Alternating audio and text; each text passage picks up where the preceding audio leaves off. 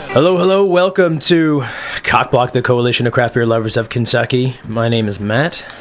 My name is Jeff. And we have a very special guest with us today, Mr. Kevin Patterson from the Beer Trap. How are you, sir? I'm doing really well. Thanks for having me. Kevin Patterson, everybody. Kevin Patterson.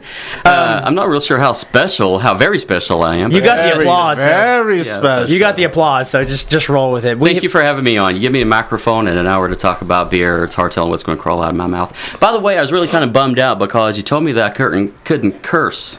On the radio. Oh, you can. I just put my finger on that dumb. So I'm going to have to think of some other things to say because you can technically say anything you want. Gosh I'm not darn sure it. what's going to happen afterwards. Yeah, no high diggly dooglies. It's just not Smurfing going to work for me. It's Smurfing.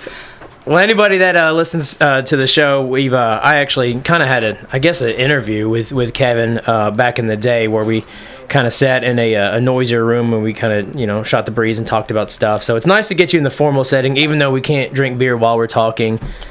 I like to rub it in because that was the first time we got to drink while we had a show, and Jeff Nothing to see there. here. There's no beer being consumed in this studio at this point in time. Yeah, we got to do another satellite show so we can imbibe. So, anyways, got a lot of fun stuff. We're gonna pick your brain. Kevin is a national beer judge. He is a Cicerone. He is a beer pimp, as the certified term goes. I'm pretty sure he has been in the game for a long time. He's seen all sides of it, so he's got a lot to offer, a lot of knowledge. So we're gonna pick your brain. But we usually start out talking about what we've been drinking. Jeff, do you drink beer?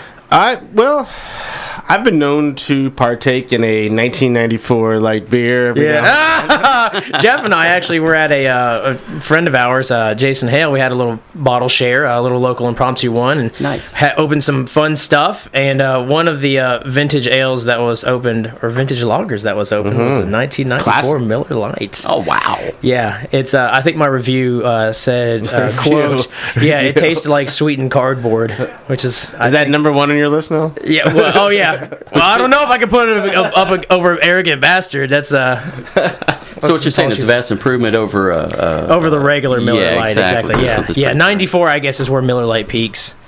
Man, you were crazy that night. I was crazy. When you tried to make it with that cow. Man, I want to party with you. Yeah. Well, you did party with me. That's right, I did. Yeah, because you were on the other end of the cow. I remember that. Yeah, fun times, man. So, what kind of other stuff you've had? What kind of show did you guys invite me to? Yeah. Oh, wait till we get to the shirts off portion where everybody just walks around naked in this sweaty room here. It is hot again. That's since Friday. Yeah, since Friday, and then we can even talk about. I had have you had the new three? You probably had the new Three Floyds release, Blood of the Sunsets. Yes, I did. This is the second release for them, and so I had it on the first release. Okay, I didn't know it was the second about time. 6 months ago. What did you call it? Blood of the Sunsets. Blood of the Sunsets. What was it called? Yeah. I thought you said blot out the sunset. Okay. Blood of the Sun. Okay. No, I have not had that. What style is that? IPA, right? It was a reddish kind of. It's an Imperial Amber IPA. Imperial Amber IPA. Yeah. Okay. So it was more of a kind of a reddish, good stuff, ale-y, hoppy, more malt to it. I thought it was alright. Did okay. It's Three Floyds. It's hops. They do no wrong. Yeah, pretty much. I think a nice beer I had on Saturday night was Monnick's Live and Let Rye. Have you had this? Have not. Had it just across the street over here, Arcadium. Okay. Is it dark beer? Rye beer. Rye beer. Live and Let Rye. Okay. Yeah, but it's like, what is the color? IPA, like a citrus rye. Really you can have a nice. dark beer with rye in it. That's true. Yeah. That's true. Okay, take it easy, man. Yeah. I know the election's tomorrow, and you're all pumped up to get out there and You're vote. the sharp one. It's a rye beer. 3 snaps. And I think also, like for me, after our little soiree, also when I was at Arcadium, I was on date night on Saturday night, so we had a chance to try a few beers. But those Stone anniversary releases are over there on tap. Yeah. So they have the 5th, the 10th, and the 15th. Yeah. Nice. So the 5th and the 10th was nice to try again and revisit. Cool. Yeah. So nice little stuff. What about yourselves? You're wigging me out with this sideways microphone thing going on. Yeah, baby. I feel like you're like, it's like so casual. Yeah, you're just like, hey, what's up? I got my sideways. Yeah, that is pretty gangsta, the sideways microphone. I feel like you should be holding the other end of it. Wondered whatever became of me. Living on the airs in Cincinnati. Oh, my God. Cincinnati, WKRP. I'm right there with you, Kevin. I'm not sure what kind of show we've gotten into. Peace out, guys. It's been yeah, thanks for having me. We'll see you guys. So, were you drinking beer after Friday? Did you go back on Saturday? No. I live like a block away. I should have, but I promised a date night with the wife where we stayed at home, watched movies, and I opened one of those. Against the Grains just put out like 3 or 4 new beers in the past few weeks. Collabs with 3 Floyds and I got 2 of those, but I haven't opened them yet. Right. I opened the Are We Having Fun Yet, which was like they call it a party pale ale. I don't know what that means. Party in your mouth. I guess. It was pretty good. Besides that, it's everything we had on Friday night. I thought the meads were really Superstition. good. That was great for me. We had we had a bottle of a mead. Are you like big into meads, or do you care for them? Or I mean, I know you're the beer expert, but I do enjoy them. But beer's my baby. Yeah, I do enjoy beer. The more I get into beer, the more I love beer. But meads, I've done I've had some pretty good success with meads. I won a competition with meads, the best of show, one time, and so I still have some bottles of that. I probably need to bring out, share with you guys. Let's just see what you think. But that's a homebrew thing that I did a while back, and but there's some. There's some stuff that's really over too sweet. There's some stuff that's really kind of poorly maintained and poorly done when it comes to meads. But man, when you get one that's done well, there's really nothing like it. It's transcendent. And these guys who seem to be taking mead to a whole different level. Yeah. It's almost like, what is this? Some of the newer stuff. That Superstition with the coffee. The Superstition, the Shram stuff, and it is very sweet. That's kind of their MO. But the Amante from Superstition, that was a coffee. It got pegged as one of Draft Magazine's top 25 beers of the year, which doesn't make any sense because it's not a beer. But it is good. It's kind of like the whole.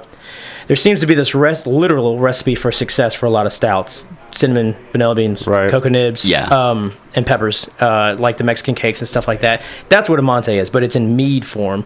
Very, very tasty. Our friend Sean Kane brought one from the Melavino from New Jersey. It's like all jacked up or something like that. I can't remember. Another really good fruity one, like raspberry. It wasn't dry, but it like the sweetness wasn't overbearing. That one gave me a little bit of vinegar on it. A little bit, okay. Yeah, I thought that one was good. And then there was the other Superstition, which was a big honey mead, I think. Oh yeah. The Ragnarok. Barrel aged with mango juice or something like that. Yeah. I've been on a big mead kick lately, so I've been trying to keep up with them. Yeah, but that, and then we opened up, some of the good Cantillons, the Fufun, and the. What was the other Cantillon that Jason opened? He opened up a few of them, and also the Tilkins. It was great. Yeah, we had a lot of fun. We had a fun time. That was the extent of most of my beer drink. After that, I tried to dry out. I didn't have a beer last night.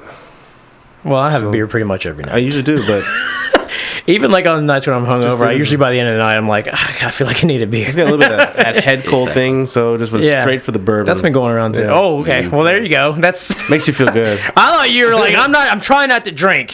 What are you? So I'm sticking with bourbon. What's the matter with you? What's the matter with you? What's the matter? You got a problem? What's the matter with you? And this is crazy. This is a little off topic, but I read online. I've seen multiple articles posted about this. There's some guy, a cook or whatever. He posted a hangover cure. Talking about Jim, that was cooked from Sam Adams, right? I don't know, maybe. Yeah. Well, the recipe was. You ever heard of Fernet Branca or Fernet Branca? It's some like French liquor or liqueur. Mm-hmm. It's disgusting, by the way. It's nasty, but it's that stuff. 2 parts of that stuff, 1 part creme de menthe to make it even nastier, and you just put it over ice. And I splurged, and I bought this, which is like $40 worth of ingredients for stuff I might just throw away. And I tried it after Friday, after we had our big bottle share, and I was like, I had to like muscle it down. I got halfway through, and I just shot it. Were you hungover? And I was puke. Was I hungover? Yeah, I was fine. Woke up next day. Yeah. Well, you're also like ate some vegan food, did some yoga. Yeah, you've already had like 3 liver transplants. Solstice. Yeah, that's what happens when you're 80 years old. But I got through halfway through that stuff, and I just had to shoot it. It tastes like bitters. It tastes like straight bitters, and it's not very good. But I'll be damned if I wasn't. I wasn't hangover free, but I felt a lot better. I don't know if I was like drunk again or if I was actually like free of my hangover, but it kind of worked. All right. I want to try it again. Cool story, bro. I don't know if I'm just trying to justify $40 worth of crap. $40. Yeah, my wife is like, "Are you really going to spend that money?" I was like, "It's for science. I can't argue with science." There's a girl that I used to work with, and she had a great hangover cure. She said since she turned 21, she's only had like 2 hangovers in her life. And I'm like, "What's the secret?" Yeah, because she obviously goes out, she drinks quite a bit, especially for her body stature and all that. She says, easy, when I wake up, if I don't think I'm going to feel particularly good, I just do a shot of NyQuil, night. Yeah. And I keep doing that until I wake up. She's going to die at 35. But until then, hangover free. It might be a great trade-off. Yeah, she probably lost a third of her life just staying in like a straight coma. The NyQuil days. I don't know. Kevin, have you had any good beers lately that you... Kevin, beer? Surprise. Something, Green Flash, of course, their Cellar 3 series is pretty killer. Right. They made their tart Barkway. Yeah. So that was really surprisingly good. Nice everything out of that series has been really solid. Yeah. That one was right up there. It really did taste a little bit more of that traditional lambic straight out of the Brussels valleys. Really? It was really spot on. A little cleaner than most lambics, but other than that, it was really solid. Yeah. The Penny Ryle, West 6, that stuff's out. So that's been drinking really, really well. Yes, it has. That's fantastic out of the can. Yeah, good pale ale. Yeah, very solid. Clearly, everybody wants some. Against the grain. That's another one of those cans I just put out. Yeah. That was okay too. But the real star of the show, what I've had recently, is what I had from the festival in Louisville last week. Yes. So I was fortunate enough to go over there from what I can remember. You were there just Friday night or also Saturday? I didn't know you went too. Yeah, it was just Friday. I had the VIP session. I was lucky enough to have that being an industry insider. The people who employ me treat me really, really, really well. Good. I saw your employer on Saturday. Yeah. Was he there Friday and Saturday? He was. Oh, yeah. Wow. So it was really kind of cool. Some of the highlights there was the Spontan Triple Blueberry by McKellar. Really loved that. Cantillon had some nice stuff. They had a passion fruit lambic that was really killer. Was that the new? Wasn't there like a new bottle or something? That was it. Was that it? Okay, that was the VIP. Yeah, they brewed that one basically to commemorate Cantillon's 20th year anniversary of being with Shelton Brothers. Okay. So that was kind of a nice commemorative beer. They also made a rhubarb sour that I thought was even better. Really? Wow. But I'm a sucker for rhubarb anyhow. I really love those flavors. I hate rhubarb. I know a lot of people do. Well, my sister tried to make a pie once, and I was like, "Oh, this tastes like tree bark." But obviously, she's also a really bad cook. So. But the star of the show, the Shelton Brothers, for me, was the Prairie Paradise. That was great. Everybody's talking about that beer. Yeah. I love that, and the Jester King Spawn was just didn't brilliant. Make that. Yeah, that was brilliant. There's so much great stuff, and honestly, guys, I've been to probably 50 beer festivals in my lifetime. That is the best beer festival I've ever been to. Really? I don't care if it's on the moon next year. I'm going to try to go. Interesting. It's that good. Get your plane ticket, buy your tickets, and to go. the moon. The selection was so good. I could not get anywhere near all the beers that were available. I've never been to a festival where you had breweries like Hill Farmstead and there's no line. Right. Exactly. Side Project and there's no line. Right. Yeah. Yeah. These tremendous breweries that are highly sought after and highly traded for. They had some of their best offerings right there, and there was no line. With the owner standing, in many cases, standing right there. And I would take pictures of some of these guys. They're introverted. I asked them to take their picture, and they would kind of mumble, "Yeah." You obviously didn't want their picture taken. And I would take that picture with the biggest cheesy grin I could find. Yeah. This is Put your cheek up next to theirs and like squeeze it. Really There's tight. a million beer nerds are. Let me take my picture with you. I was so smurfing, unapologetic.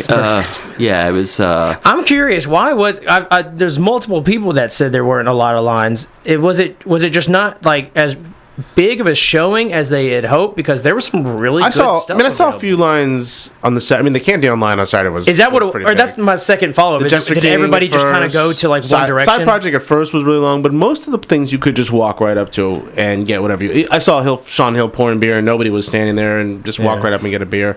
So most of it was really accessible.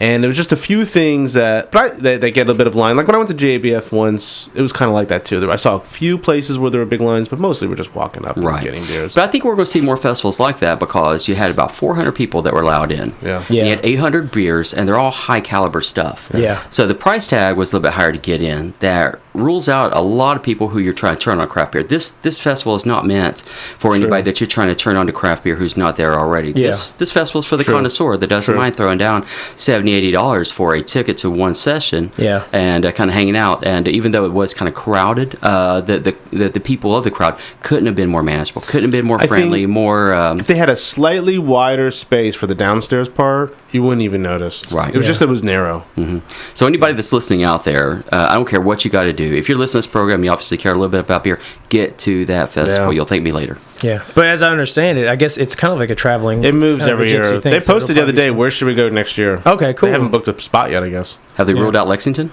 Yeah, come back to Kentucky. It's so close. Just like leave everything you have in Louisville, and like we'll help carry it over. Can you imagine if there was the festival in Lexington? If it comes to Lexington, I will go to that one. I would go over what I drank last time, because my drive home would only be 10 minutes. Yeah, it's like I'm not worried. I'll just Uber it. Who cares? Uber it. Yeah, it's a new verb. Uber. Yeah. So why don't you cue us up some? Music so let's do a few things here. We are listening to 93.9 FM Lexington Community Radio. Downtown, gorgeous, beautiful, wonderful, exciting. Lexington, Kentucky. Welcome back to COCBLOK, the Coalition of Craft Beer Lovers of Kentucky. We got Matt, we got Jeff, we got Kevin Patterson, the one and only with us talking about beer, and we've been we're talking about some other things on the break, like douching and some. Everybody loves a good douche story. Yeah, the douche. And it's funny because Kevin has been in the industry for a long time. He's seen all sides of the coin, and he's got a lot of stories, and he's got a lot of experience. So hearing him talk about it, it's pretty freaking hilarious. So. We're talking about some of your pet peeves, some of the things that kind of rub you, I don't know, the wrong way, or maybe just in a different direction, however they rub you. How do you like to be rubbed, Kevin? How do you like to be rubbed? Nobody can. Everybody loves a good rubbing. Yes, that's what I'm saying. That's what I've been saying all along. That's gonna be our new motto for the radio. COCBLOK. Everybody loves a good rubbing. Somebody write that down quick. So tell us, man, some of the stuff that you've experienced while you're... Well, some of the things that's really come up recently. First of all, we have to address the douche thing. Yeah, what's the douche thing? We can't leave listeners kind of hanging that way. What about the First douche? of all, it's a slow night at the beer trap, right? Sundays after beer school lets out, it can be a little bit on the slower side. So, of course, we're watching that exhibition game by UK. By the way, if we can't start beating teams by 100, I don't know what to make of this team. Yeah, true. Yeah, we won by like 93 points. Yeah. But anyhow, during the commercials, all of a sudden, they come on, they start showing this like electrical neti pot. So we're looking at it, it's like, it's obvious to me that there's some products that should only have radio commercials. Don't put that stuff on TV. That's disgusting. So we start thinking, that's like a nose douche. And it got me thinking, that's right. When was the last time you actually saw a douche commercial on TV? Yeah. And it's 1992. Yeah. And I remember kind of growing up. So what was it about women that had that not so fresh feeling between 1977 and 1992? And what have we done in 2016 to eradicate that? Because you don't see those commercials around anymore. Yeah. So we've come to the realization that it only happened during that time frame. Yeah. Okay, so that's our conclusion.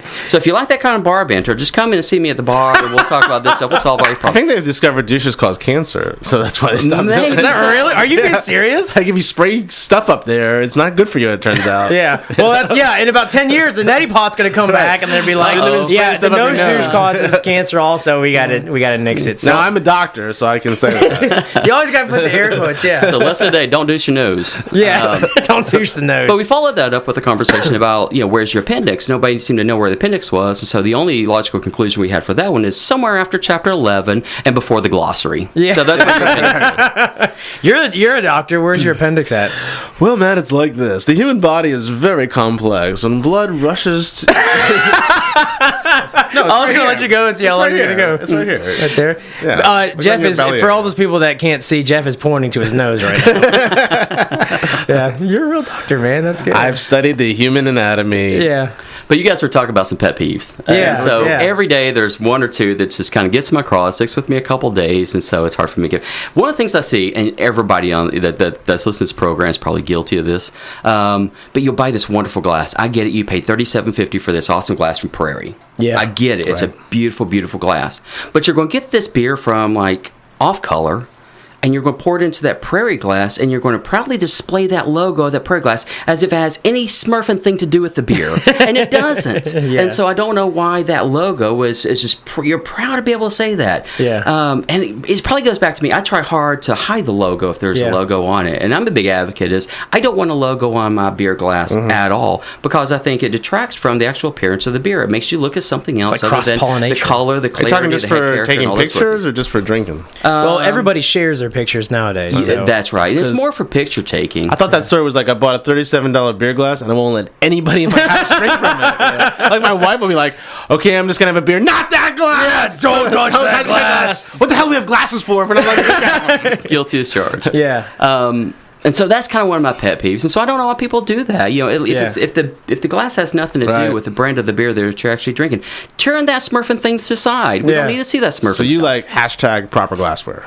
Not even proper glassware, but like hashtag not improper glassware. I see what you're saying, because like anti-logo. Yeah. Well, I mean, I'll even get a beer from the Trap, for example, and you'll have certain glassware that is branded as well. And if I'm posting it to Untapped, I turn it aside. Right. Well, I just don't want anyone to know that I'm drinking out of a Kentucky Ale glass first and foremost. But yeah, I mean, I'll turn it to the side so that way it's I'm glad we have the snifters. I'm glad we have the snifters because that's a good catch-all style glassware for a lot of beer styles. Yeah. But the logo on there bothers me. and I don't really care. Yeah. I have a hard time even I'm pouring like a Wicked Weed beer into a Wicked Weed glass.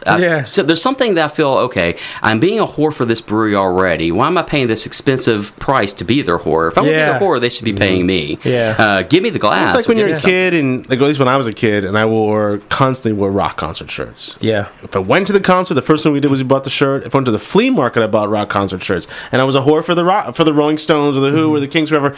I see it's kind of like that. Like I'm buying these glasses that I shouldn't know just because I'm a whore for the breweries. I want to. Hey man, look at my fancy Prairie glass. I hope you can say whore on the radio because you just said it like 6 times. He keeps saying it. I'm like, I hope that's okay. Like I really I fetishize them too. And no one have to call horse offense. And some breweries are doing like I know Hoof Hearted and I forget. Oh, Graham, they're branding those Danish style glasses. You know what I'm talking about? Like I don't know what you're talking about. They're 330 milliliter, I think, is the size. You're talking about like little tasters with the stems on? They're not tasters. I mean, it's almost a full 12-ounce beer at 330 milliliters, right? Okay. But it's got that kind of, it's got a stem, and then it's got this kind of almost ovalish look to it. I don't know how to. I'll show you a picture. But like when I was at Hoof Hearted, they said, "Oh yeah, we buy them from Denmark," but they wouldn't sell any. And I've now seen Grimm putting their beers in those kind of glasses because it has a certain kind of connotation. It's like a champagne flute. Yeah, of Denmark. Has that kind of specifically from there, and it has that connotation of a certain kind of elitism or high, fancy beer. If you put it in that kind of glass. And I can see that being part of the experience, part of the overall experience. Yeah, but you just don't want a logo. You don't mind the shape; it's the logo you don't want. That's right. Yeah. Well, if the logo doesn't have anything to do with what you're drinking. Yeah. That's just confusing. And what was the other thing I said my pet peeve was? It was the logo. I don't know. Midgets? No. Sorry. I love midgets. Tom!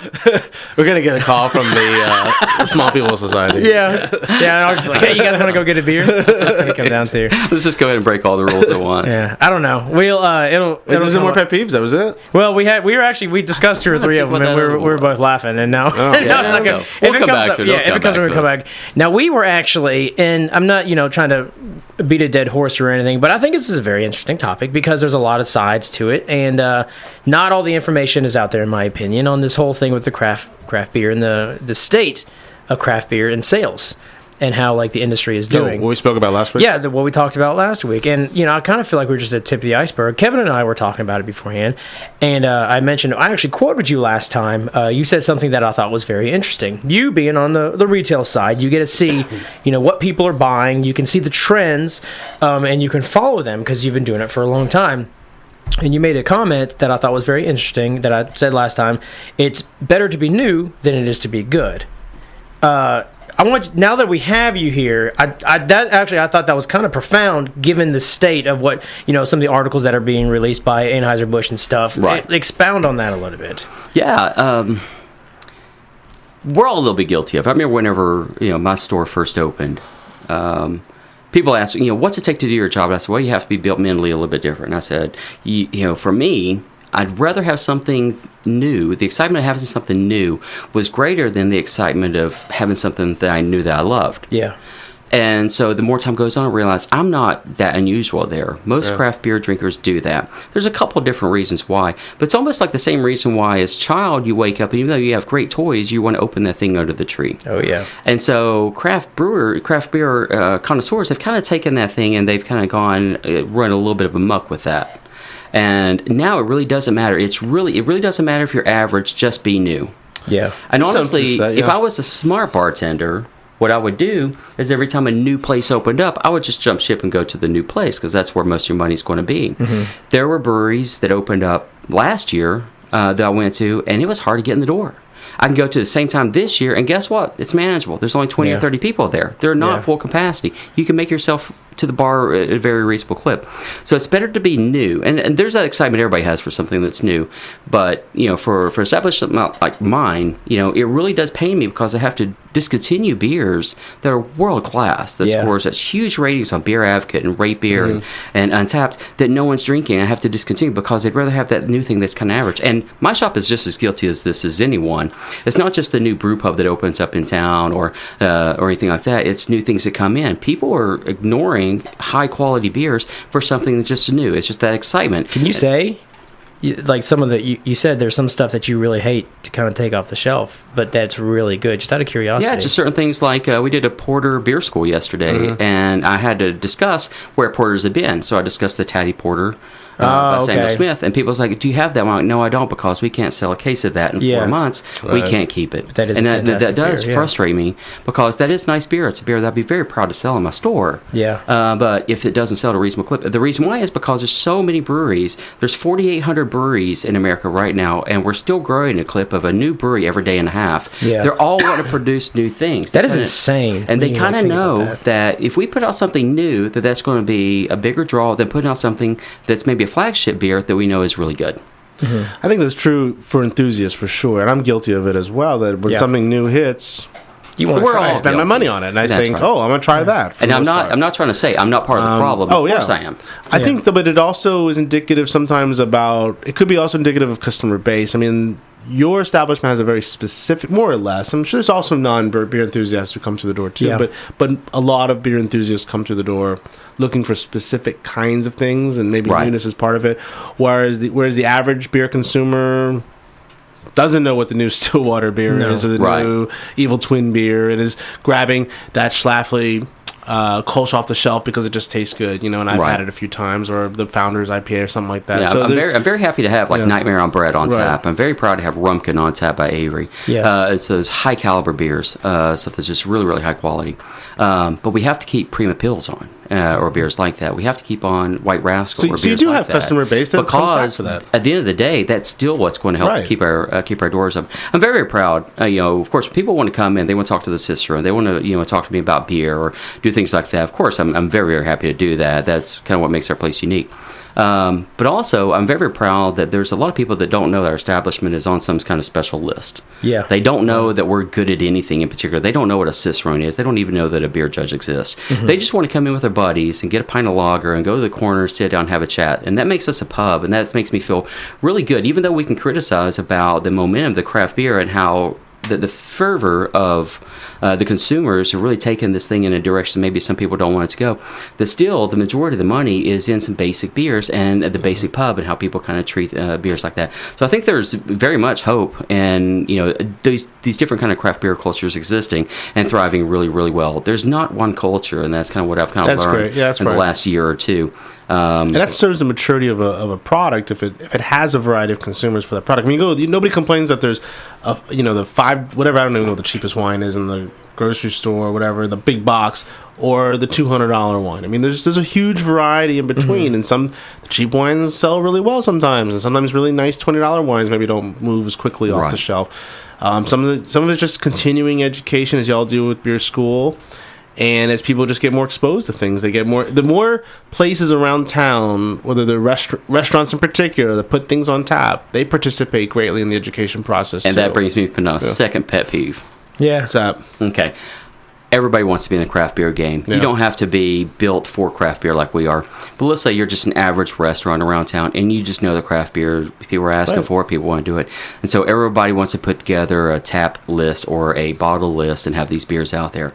But what they will do, and this just drives me bat smurf insane, is they will basically put together a list and say, okay, we're going to have this Rheingeist rotating. We're going to have this Country Boy rotating. Rotating taps. If you don't That's care a distributor enough, thing too, yeah. If you don't care enough about what beers that you actually have available in your store to write down the basic information. We're not saying write a dissertation about the beer. That's my job. Yeah. But what I'm saying, include the name of the brewery, include the name of the beer that you actually have available, the pour size, the price, and the alcohol content. Yeah. That's basic information. And if your establishment doesn't do that, ask them to start doing that, or just don't bother with craft beer at all. To what you just said, there's an establishment that opened, I think it was sometime in the summer, because I took my daughter there not long after it opened, that's known for serving hamburgers. And when they Is it McDonald's? No. It's McDonald's. And on the beer list, but the beer list, it said IPA, Pilsner, whatever. To what you were just saying, it didn't even name the brewery on the board. So it named a style. It just said the style. And the styles, of course, have individual names to them. And, for the most part, most brews are not called just IPA. Of course. Some of them are, but few are. Yeah. But so you don't know what... So just to what you were saying, this is a place that's owned by someone who owns another big restaurant, too. What's going on here? You don't even tell us what the brewery is. I mean, how do I don't even know what the brewery that says porter. What is that? It just takes a little bit of know-how. It takes a little bit of initiative. If you want the money from a craft beer consumer to be able to order something like that and enjoy it with their meal, it should mean enough to you to actually write that stuff down and make them give them an informed decision. When you ask the waitress, what's the rotating this? And she goes, I think it's a red rye, a red ale. I think that's what does that mean? It's a red ale. That's the funniest part of it is that when you go to these places, and I'll name my most recent endeavor was over. What's that place used to be? Show Me's used to be Ponderosa over on Southland. Willie's. Well, that's what I was just referring to. Willie's, yeah, they got great barbecue. They got really good food. I'm sure they got some good music comes through there. They got that rotating craft crap that comes through there. And whenever I go into a place like that, Drake's is the same way. I'll ask him, be like, okay, what's rotating? And I swear 9 times out of 10 they'll sit there. This is like the spiel. Like what's rotating right now? They're like, pull out the book, open it up. So they haven't even memorized 3 beers. Hold on 1 second, let me go find out. And like they have no clue, and it's like, do you even know what you guys are serving? But then they come back and say, oh, it's an IPA. Yeah. What is that? What IPA? Whose IPA? What is it that you have on? Or if it's just a country boy. I think it's a dark beer. Yeah. We kind of touched on this when we were talking about quality control. Remember? I mean, but it takes so little to learn. And then when I've done this pet peeve too of people, but in industry they say we don't care because people rotate in and out, and it's obvious that they're in it for the money, straight up, and they don't really care about the culture, and that's the big difference. That waitress not going to be here in 3 months anyway, so she obviously doesn't care. She wants to, But anyhow, those are some of my pet peeves. If you talk to me tomorrow, I'm probably going to have 2 or 3 more. Sweet, so. That's good. That's good. You want to cue us up there? Let's do a little station identification. Yes, WLXU 93.9 FM in Lexington, Kentucky. Hello. Welcome back to COCBLOK, the Coalition of Craft Beer Lovers of Kentucky. I'm Matt. I'm Jeff. And we got Kevin Patterson here, Cicerone, national beer judge, all-around beer guru locally, which I talked about this the first time I kind of interviewed you, but I would say you were the first... I don't know how to say it. You're the first smartest guy that I've ever met in beer. Because I was like, well, there comes like, I think there's a certain time for like beer nerds when you discover beer and you enjoy it and you're like, man, this stuff's really good. I want to find out more about it. But it's not usually, unless somebody introduces you into it, that you're just automatically in the scene, in the culture, the community. So I went like 3 or 4 years and I didn't know anybody, and I thought I knew a lot. You know what I'm saying? And I was out of touch with everybody. And this was, excuse me, back in the day when I was still trying to figure out why Red's Rye IPA tasted like grapefruit. And I was doing research, and I was like, what is that? Seriously, it took me like years. Is that when you were chugging 1050 cans in your backyard? No, that was like last week. And then like, the beer trap opens, and I meet Kevin, and we start talking, and I'm just like, oh my God, there's like people that know all this stuff. I was like, boom, boom. Yeah, boom, boom, I actually, man, you were kind of like the springboard, honestly, that, not to inflate your ego, but you're the springboard that kind of got me into like realizing like how much, stuff there was out there to figure out. So I thank you for kind of getting me acclimated. I paid him to say that, by the way. Yeah. Give me. Well, I mean, the short answer is I fell in love with craft beer a long time ago. I fell in love with craft beer on the first uptick of craft beer, and I went through the reception of craft beer. Now we've done a resurgence of 5 years, and so I spent a lot of time. I brewed 300 batches of beer almost. Before you started working at Trap, or after? Yes. I certainly didn't have time after I started. Yeah. But, I had another profession entirely. I was an architect, so beer festivals and beer competitions. And, I brewed beer. I sent beer off, and I got this wonderful feedback back. And I'm like, how'd they know what I did to this beer? I didn't even tell them. And I was like, man, I love being able to do that. So I researched how to do that. I realized there's beer judges that exist in the world. I'm like, I want to figure out what it takes to become one of those. Yeah. And so our local homebrew club was growing, and so they put together a series of classes and taught this stuff, and I was fortunate enough to kind of rise up the ranks, read all the materials, and I have a library that masses almost 500 different books just with craft beer, and I've read about a quarter of them. And I've got to this point over 20 years. I've developed language and how to discuss them. I write about it, and it's just a bug that bit me a long time ago, and now that I have 2 decades under my belt, I'm happy to share everything I've ever known, and I'm going to make up the rest, guaranteed. But the thing that's the mark of a true professional. The thing about it is anytime that you're passionate about something, you are going to read, you are going to learn. It just comes natural. Yeah. There are people in this community who probably know a lot about certain aspects about beer that I do, and probably even more so. But those people have other jobs, and they don't have a visible job whenever it comes to promoting craft beer. They're engineers, they're accountants, they're doctors, they're lawyers. They have other careers that are better for them, and they do beer as a hobby, but no one knows that because they don't have a visible job like I do. I'm just fortunate enough to have a seat where people can come in and talk to me quite a bit. And if that makes me something bigger than what I am, then that's nothing I ever asked for. I'm just fortunate enough that I have something in beer that I can call a profession and a career, not just a job. Well, I think it's a true testament that, you can actually do something that you enjoy, and you can, make your livelihood off something that you enjoy, and you can do it for a long time. You've been around for a long time, but in doing so, kind of get back into the discussion that we had before, the whole sales thing, the way it's kind of there's, I guess people are predicting or noticing that, I don't know if it's plateauing or dropping off, and you and I were kind of like shooting the breeze and talking about some aspects of it, and you brought up some interesting points on it's, maybe it is kind of slowing down compared to how it was recently, but how it was recently was pretty anomalous. Yeah, I mean, let's look at it this way. Most of the people that listen to this podcast, most people that are part of the James Bach, or most people who are part of the groups that we're all associated with, they got into craft beer within the last 5 or 6 years. Right. So they've not known anything other than 15-14% growth year after year after year. Yeah. And coming out of the recession, the economic recession we did for any industry to grow at that clip is. It's insane. It really shouldn't have happened that way. Yeah. And so now that we're starting to see not a slowdown in craft beer at all, but we're starting to see a slowdown in the rate of growth of craft beer. Yeah. So last year the numbers came out, from the Brewers Association. For the first time in 6 years, we did not grow by 14 to 15%.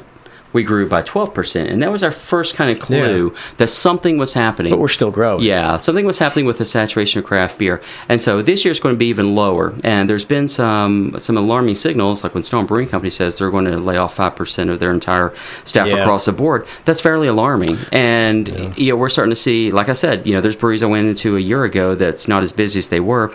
There's more breweries that are open now, and everybody's playing more round robin, and so there's more options out there, and it's stretching everybody a little bit thin. There's a couple truths to be known about what's happening in craft beer right now.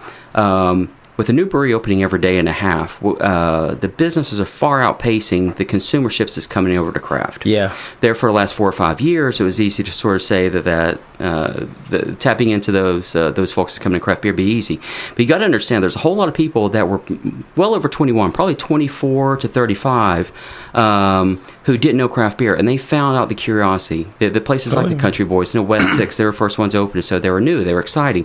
You could actually go to a place and drink that wasn't like the clubs and nightclubs and things like that. It wasn't the drunken hours bars that are out there or whatever. And so there's a new place to hang out that was somber, that was very real, very earthy, and people kind of related to that. And it was new, and it was exciting, and so everybody kind of came over to that. Well, guess what? All those people in that age range who is going to come over to craft beer probably has already done so to a large degree. Yeah. Okay, so we basically mined that well about as dry as we can. Now, we're going to get some trickles from those demographics come over. I teach a class on craft beer and writing, and out of the 18 kids that are mostly kids, but they're all drinking age, none of them know anything about craft beer, but they're interested. Right. They're interested. So we start the course like, what do you drink? What do you like to drink? Land Shark, Shock Top. But I'm really interested. I'm curious. Is this like an entry level class? Like what's the age range? They're over 21. They're seniors and juniors mostly. So, but as the semester moves on, they're getting more and more interested. And then suddenly a kid shows up, he's wearing a Blue Stallion shirt. Right? There you go. And preach the gospel. Right. Yeah. And although one person works at Rooster, so she was already really into it. Okay. But all the others, it's like a huge curiosity thing for the most part. Right. And there's still this new generation of kids. This is what they're going to grow up with. But that's what I'm saying. It's like we no longer have that well of humans that we can actually attract to craft beer. Now we have to wait on those people not just to turn 21, but to get far enough past 21 where they find appreciation in something other than just swill. They can actually appreciate the culinary art and the culture, and they're growing up in a culture of artisan foods, or faux artisan foods at least, and craft beer. And when they go out to drink, a lot of times they're saying, "Yeah, I'll have that," and they just know it as the shoots. They don't know it as something special, right? Or local beers. They don't know it as something new and different. Yeah, but when we're keeping it to the growth of craft beer, if we're just relying on those people to kind of keep the craft beer doors open, that means we're going to have to settle for a growth rate that's usually around 4 or 5%, and that's healthy growth. Yeah. And right now everybody's jumping off the ship like the sky's falling. Trust me, it's just fine. If I thought the sky was falling, then I'll go back to architecture. I'll do that. Way. Yeah. But I'm not doing that. Craft beer it's very, very healthy, and what we're seeing right here is a natural tradition. All you guys who have gotten into craft beer in the last 5 or 6 years, let me calm you down a little bit, because I remember back whenever there was a brewery opening, not the same clip we have today, but back in the mid-90s, late 90s, early 2000s, there's a lot of breweries opening. There's a lot of people wanting the craft beer racket just because it's a money-making opportunity and they thought it was easy. Turns out it wasn't easy. They were settling for grains that were a year old or hops that were past their prime, and they're trying to make beer out of that. And it didn't take a long time for the consumers to kind of realize, well, there's some breweries that are actually doing pretty well, but there's a lot of breweries that aren't. And the money actually dipped. It didn't just go stagnant or plateau at 4 or 5%. It actually went down by about 20% over about a 3-year period. And what happened right then is 80% of the breweries closed, but the money only dipped by 20%. And so that was kind of a telling kind of thing. And that's the reason why whenever 5 years ago, breweries had a hard time getting loans to be able to open businesses and stuff like that, because of that history that had been established a decade and a half earlier. But the money only dipped by 20%. That means 80% of the people doing it were doing actually very poorly. And those people kind of wise up, they realize, oh, this guy's actually making a pretty good Hefeweizen. Let's go and join him. This guy's making a pretty good IPA. Let's go join him. That's a pretty good porter. These other guys aren't making stuff pretty good. So the consumer got smart fast. And those breweries were things like Stone, Great Lakes, Sierra Nevada, Bell, Sierra Nevada, Deschutes, and those breweries weathered that storm because they did it right from the get-go. And so it's really kind of proud to see them go and even thrive through these sort of things. And so even though the money kind of dipped a little bit and it looked like 80% of the breweries failed, it looked like that gimmick was over and everybody goes back to drinking whatever they did before, it really didn't work that way. And so everybody's very patient until 2010 rolled around and all of a sudden everything's prosperous again. Yeah. So that's kind of ebbs and flows. And so, like I said, if we go to a point where we're 4 or 5% growth, that's actually pretty healthy. So don't let these news articles and stuff about the death of craft beer kind of enter the fray. The craft beer is not going anywhere. We're actually pretty healthy growth right now. Now, do you think, because back in the, I guess maybe the late 90s going into the 2000s, it seems prior to that, a lot of breweries were really focusing on what a lot of the big breweries were doing because that's what was selling. We're making lagers and that's what's selling, so we're going to keep making lagers. And I remember, there's some older brands that were trying to, you look at people like Yuengling, for example, it's like, well, they're basically making their own version of big beer. More or less. I'm not saying it's a bad beer, don't get me wrong, but it seems like there was some sort of transition, maybe like a shift in culture, maybe even like the trend to start creating the hop forward beers, the IPAs, which weren't really as popular because they're bitter and they're gross. And like, who wants that when you can get like a Bud Light that's so much more palatable? But then they started to catch on. Well, I talked about this a lot yesterday in beer school. When American microbreweries first started 35 years ago, we didn't have any history, but what happened 10 years prior to that is actually very fascinating, because what happened 10 years prior to that is the people that were graduating high school and college, they were growing up in a middle-class family that could actually afford a plane ticket for the first time in history. Yeah. Those planes actually took those people to London. It took them to Germany. It took them to Scotland. It took them to Belgium where they could backpack. Mm-hmm. So these people were going over this very curious mentality. A lot of them very libertarian, a lot of them kind of West Coast even, so they bring that attitude. They go travel. They go there and they're like, holy crap, you mean I've been drinking Bud, Miller, Coors my whole life when all this stuff's being made? Yeah. And so they come back with a thirst and a hunger, so it starts in their kitchen. After a while, they get lobbies passed where they actually can do this stuff commercially, so they open up their own breweries. Those first breweries had really no option other than to emulate what they were drinking over there. Sure. And so they were buying the grains from England or Belgium or from Germany. They were buying the hops from there. They were using those yeasts. So our early American microbrewery beers were basically offshoots of that, or some sort of rudimentary thing that happened like in our bug and carriage days here in America. Because there was no real demand for those ingredients yet. Well, we didn't even know what we had. After a while, we kind of learned, we can cultivate our grain for beer making particularly well here. We can actually grow our own hops. There's appreciation for West Coast hops. Hops didn't have to just be broad and woodsy. They didn't have to be slightly floral. They could actually be big and floral, big and perfumey, big citrus bombs. Yeah. They could be a little bit on the acrid side, acidity. They could be piney, and that actually adds culinary art to the beer. And people on the West Coast kind of found favor in that before anyone else did. Yeah. And so those IPAs really took off. And then that changed. Like yesterday, we talked about porter. And so that when Americans got a hold of porter, that's whenever we used our yeast, which dried that beer out. Yeah. It made it a drier, more drinkable, more alcoholic beverage. Yeah. We started using our hops that had more showcase. We started using them in a late addition boil, so it had more aroma, had more flavor, retained that piney finish, and so it gave it a unique American thumbprint. And all of a sudden, people's eyes are being opened. They're like, well, there's a whole world out there of stuff we can experiment with, we can try. Why are we relegating ourselves to? And so that was the birth of American beer, as we know in the craft beer world. There you go. There you have it. Thank you. Right there. Kevin Patterson, everybody. Kevin Patterson. Right, all right. Hold your applause. Yeah, I like how we be available on the alley for autographs after the show. Well, there you go. I mean, we said a lot, maybe too much even, and He stole his line straight from Howard Stern, just so you know. He says it every single show. We're going to get sued. But we've been really, really grateful and happy to have with us here today our good buddy Kevin Patterson. Yeah, Kevin. Thank you, guys. Thanks for coming down, man. Beer Trap. And one of the most knowledgeable people. One of the most knowledgeable persons in the people world. In the people world of Lexington, Kentucky. And an all-around swell guy. Shut your smurfing mouth. All right. This is 93.9 FM, WLXU, Lexington Community Radio.